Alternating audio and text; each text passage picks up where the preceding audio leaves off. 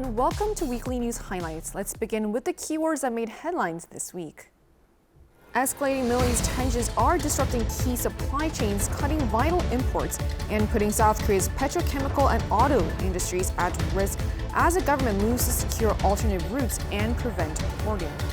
The International Monetary Fund has lowered its global growth outlook for this year amid ongoing unrest in the Middle East, but has kept its forecast for South Korea unchanged. President Lee Jae-myung is set to begin a week-long trip to India and Vietnam, aimed at boosting cooperation in key sectors like AI, defense, and supply chains. President Lee Jae-myung hosted Polish Prime Minister Donald Tusk at the Blue House on Monday for their first summit talks. The summit led the two countries to upgrading their ties to a comprehensive strategic partnership. Our Blue House correspondent Song Hee-jin reports on the summit's key outcomes. Wearing a tie in the colors of Poland's national flag, President Lee Jae-myung welcomed Polish Prime Minister Donald Tusk to the Blue House on Monday for their first summit.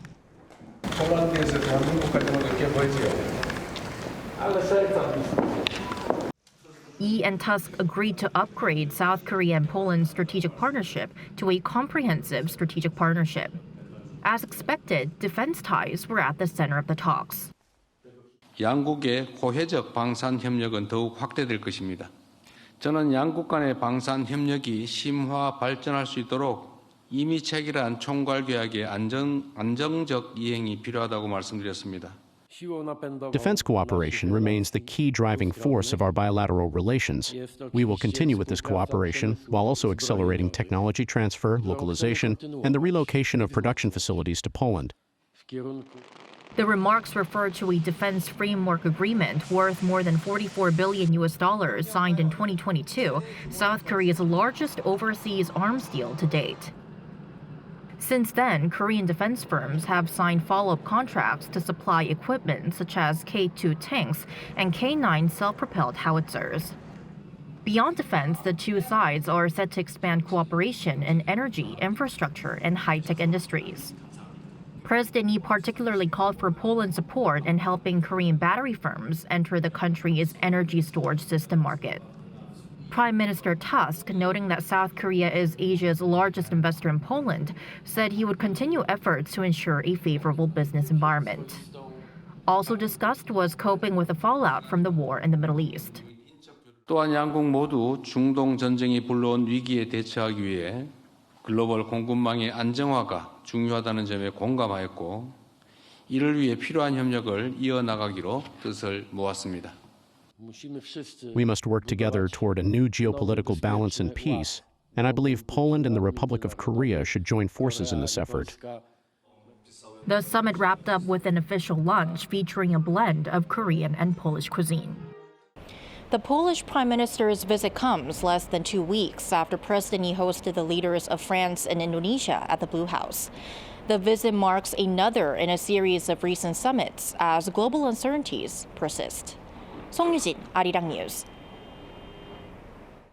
And South Korea is stepping up its economic diplomacy as President Lee Jae-myung heads to India and Vietnam for high-level talks with leaders and business figures.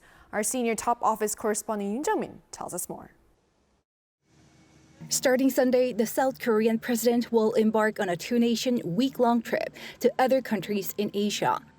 His itinerary will first take him to India, where he will meet with Prime Minister Narendra Modi on Monday for a summit involving expanded talks, exchange of MOUs, and a joint press conference. The leaders are set to discuss cooperation in the areas of trade, shipbuilding, AI, the defense industry, and culture, on top of energy supplies amid the Middle East conflict. As a leading country in the global south and a fast-growing country, India is a key partner as we extend our pragmatic diplomacy centered on the national interest.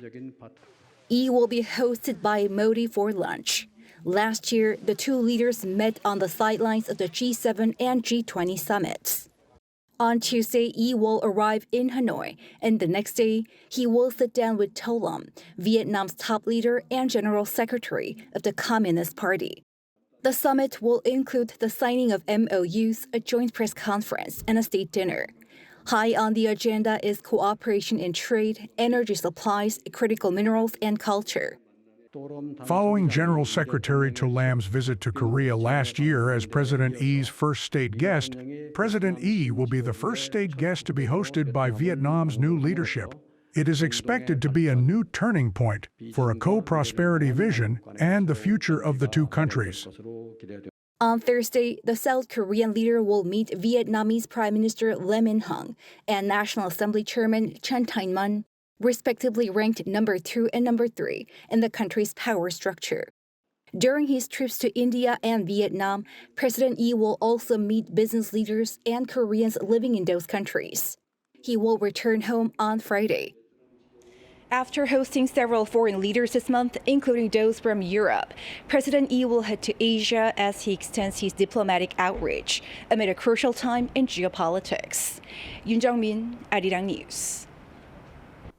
Global fans of BTS poured into South Korea as the group kicked off its massive Arirang World Tour in Goyang. But beyond the concerts, many are turning their trips into full cultural experiences, fueling tourism, retail, and local businesses along the way. Our Park Jun reports on the growing economic impact of BTSnomics. To create unforgettable moments, global BTS fans ARMY visited South Korea to enjoy the opening week of the group's world tour Arirang in Goyang. And when fans visit, they don't just come to Korea for the concert, but also to experience the culture. Beyond the music and merch, what we are seeing here is real economic activity. As fans travel, shop, and dine, their spending spreads across the local economy, driving consumption in Korea. From BTS-themed city tours to activities like merch shopping and local dining, these fans transformed their concert trip into a cultural and spending experience. Once you come here for BTS, you are part of this economical impact because you fly, you buy stuff here, you buy accommodation, so everything you do that is related to them increase economy of Korea.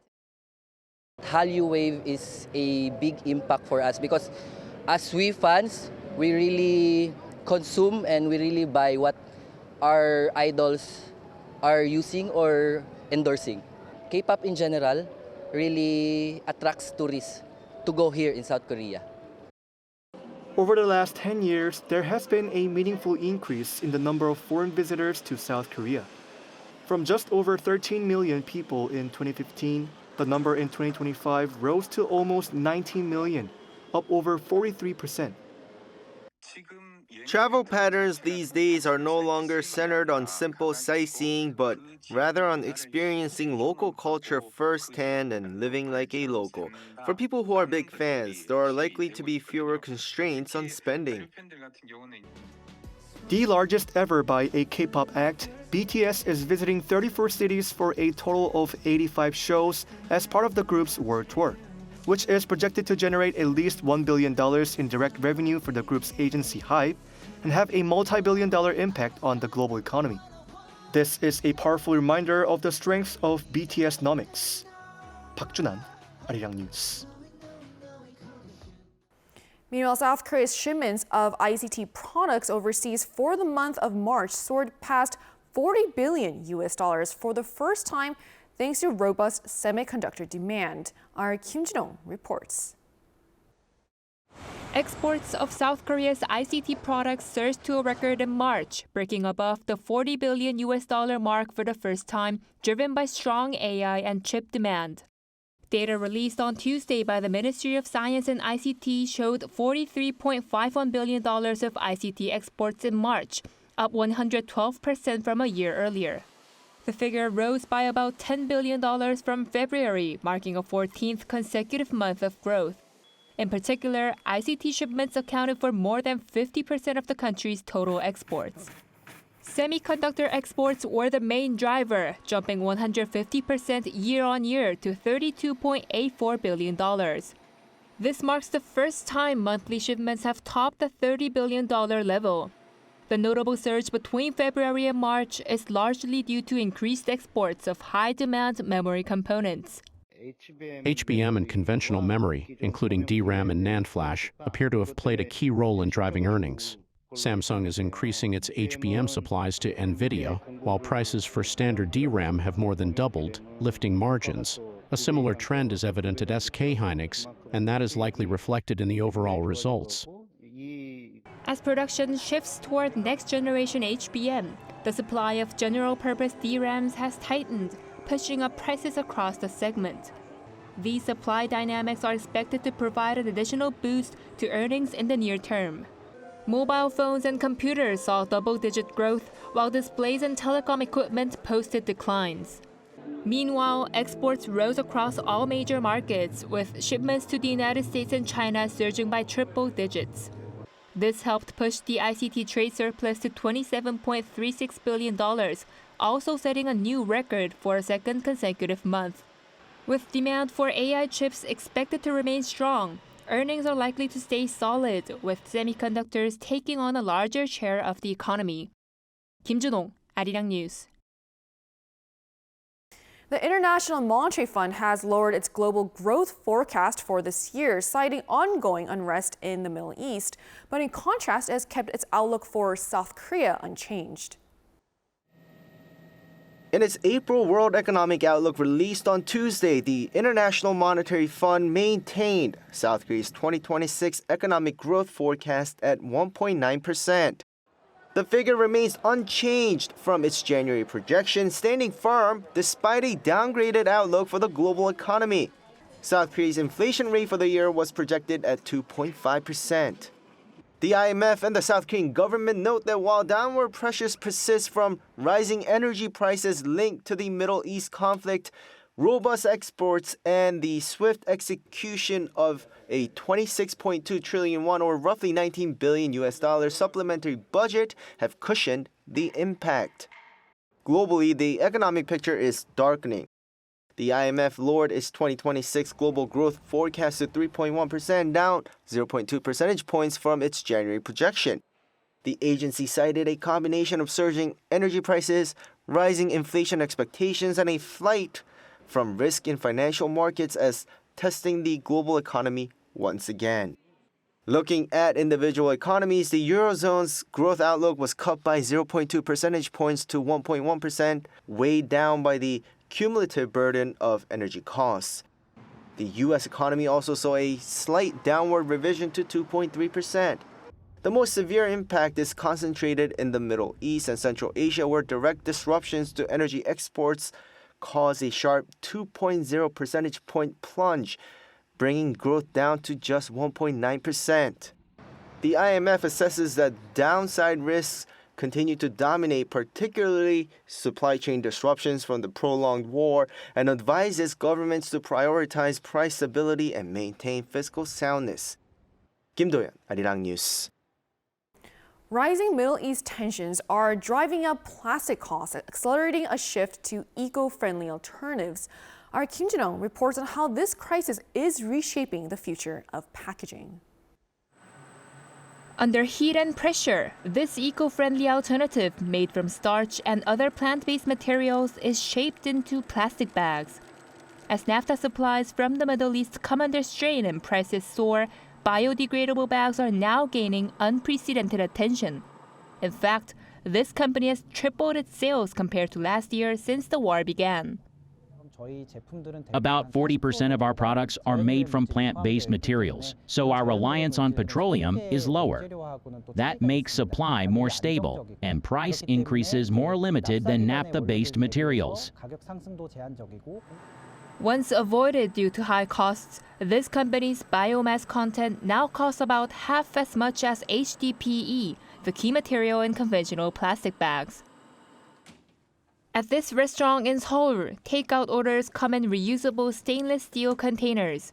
Rising single-use packaging costs are making reusable options an increasingly attractive alternative for many small business owners.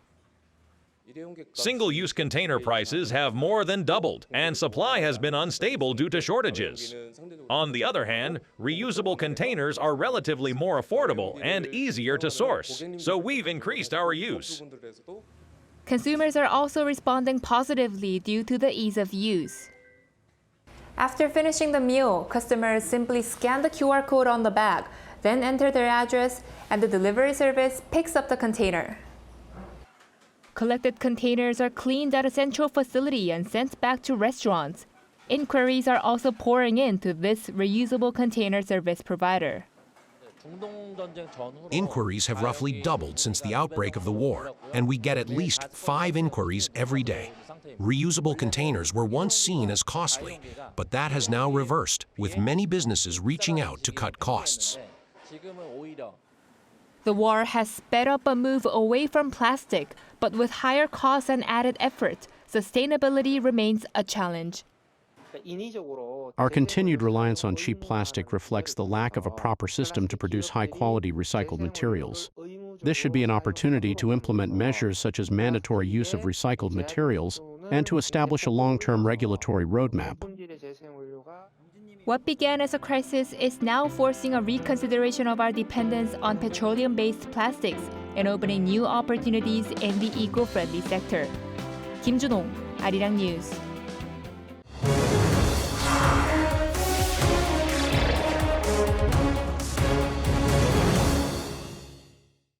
Escalating Middle East tensions are triggering a supply chain crunch for South Korea's manufacturers, with disrupted shipping cutting off key imports like naphtha and aluminum, threatening production both the petrochemical and auto sectors. Our business and economy correspondent Kim Do-yeon joins us in the studio to tell us more about this. Welcome, Do-yeon. Good to be here, Sujin. Great. So let's start with the petrochemical sector. So we're hearing a lot about severe naphtha shortages, but South Korea refines its own crude into naphtha. So why are shortages emerging now?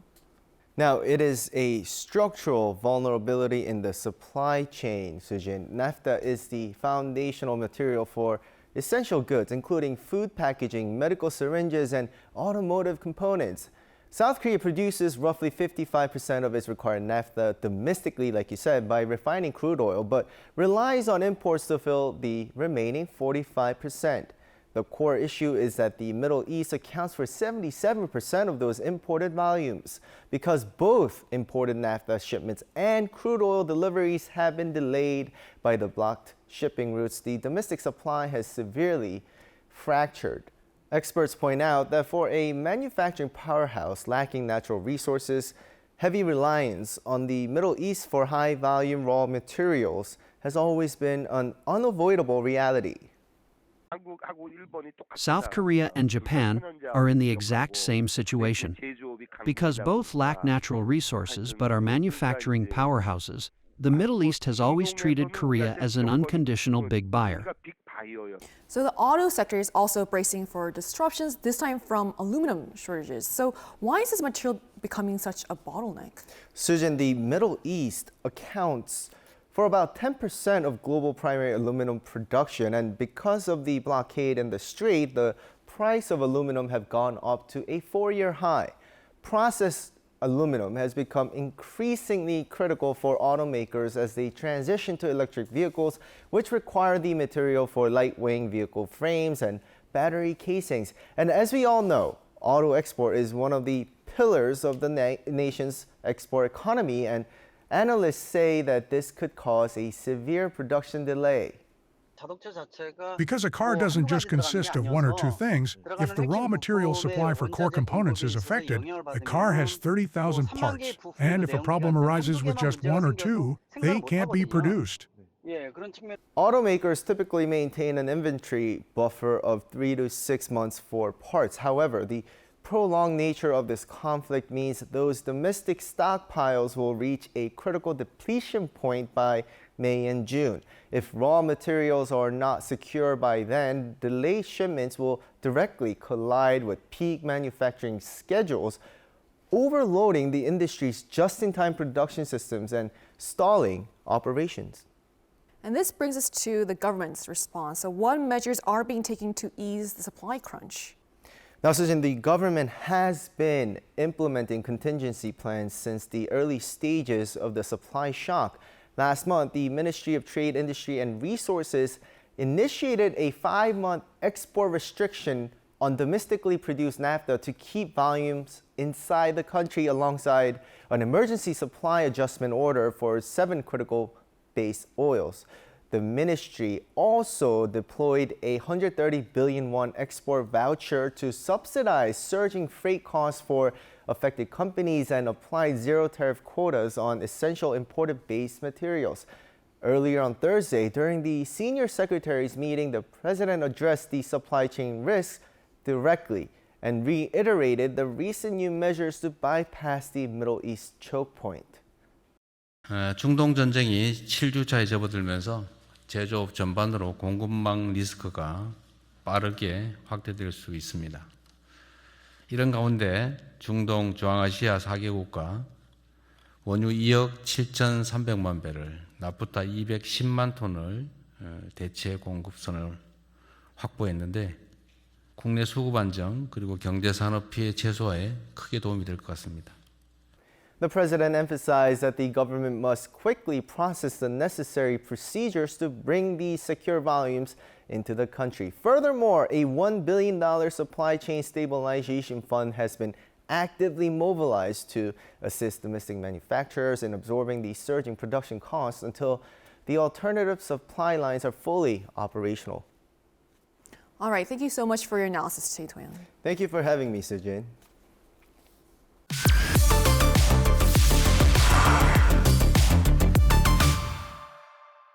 With lunch prices in Seoul skyrocketing, many office workers in the city are feeling the pinch. But a growing number are turning to a certain app to track down hidden, affordable eats across the city. Our Jung Hae-rim reports on how this digital platform is helping people cut daily food costs. Kim Min-jung, an English teacher living in Seoul, needs a quick lunch near Sangsu Station before her afternoon class. But as she checks the menu boards outside, most meals easily exceed 10,000 won. That's when she opens an app called Gojimap, a map showing a range of affordable restaurants on her phone to explore her options.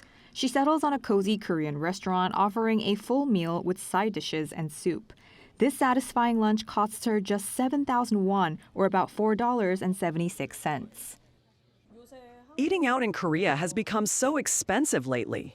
It's a real burden to spend 10 or 20,000 won just for a quick lunch. On Gojimap, you can find these hidden gem restaurants that serve delicious food but aren't overly expensive.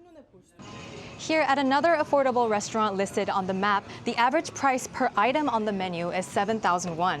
Recent data shows that the average cost of a meal in Seoul surpassed 11,000 won, meaning customers here spend less. Because of this, many people are using the map to reduce daily spending. In this era of high inflation, places like this have become essential for anyone looking for ways to cut back on food expenses. I often visit this place because the food is cheap and tasty. I first came here on a school colleague's recommendation. It's actually a bit cheaper than the school cafeteria, but it tastes way better, so I end up coming here more often. Roughly translating to beggar map, the platform traces its roots back to Gojibang, or beggar chat rooms. These are anonymous online communities where people share strict money-saving tips and scold each other for unnecessary spending. One of the members turned this into a tool, and the app and its associated website already have 1.2 million cumulative users. I realized that saving on food is something everyone is interested in and can easily do. There was a lot of fragmented information scattered across the internet, so I thought it would be great to gather and visualize it. The restaurants registered on Gojimap are all shops without big advertising budgets, so I hope this app helps these small business owners. Although born from the financial squeeze of the current economy, the map is proving to be a win, helping customers survive high inflation. Jung Hae-rim, Arirang News. Despite ongoing global uncertainty, South Korea is seeing a surge in tourism driven by the global appeal of BTS and Korean culture, with the country welcoming a record number of visitors in the first quarter of this year. Yoon-jin reports. Despite various factors amid global uncertainties, between the months of January and March of 2026, South Korea saw a record number of tourists visiting the country on the back of the power of K-culture. According to the Culture Ministry on Thursday, foreign arrivals to Korea hit 4.76 million in the first quarter, a 23% increase compared to the same period last year. Contributing to this jump was K-pop sensation BTS's comeback performance at Seoul's Gwanghwamun Square in March. Data showed that Chinese tourists accounted for the largest share with 1.45 million visitors, a 29% increase, followed by Japan with more than 940,000, a 20.2% increase. What's notable is the sharp rise of 37.7% of tourists from Taiwan, bringing the figure to roughly 545,000, marking the highest growth rate among major markets. Speeding up the diversification of the market, there were more than 690,000 long-distance arrivals from the Americas and Europe. Also noteworthy in the Culture Ministry's report was the shift in entry routes. While arrivals at airports in the Seoul metropolitan area increased by 18.6%, arrivals through regional airports surged by 49.7%, which means more than 850,000 arrivals were not through the capital area, suggesting that foreign tourists are expanding their visits to other regions. The cruise tourism sector also showed a clear recovery, with the number of cruise ships entering ports such as Jeju, Busan, and Incheon rising by 52.9% year-on-year. To maintain this growth momentum, the Ministry of Culture, Sports and Tourism plans to aggressively pursue overseas marketing. Beyond ministry officials attending various meetings and events, in March, in collaboration with the Ministry of Justice, the eligibility for multiple entry visas was expanded to 12 countries, including China, Vietnam, and the Philippines. And the number of countries eligible for automated border control was significantly increased from 18 to 42.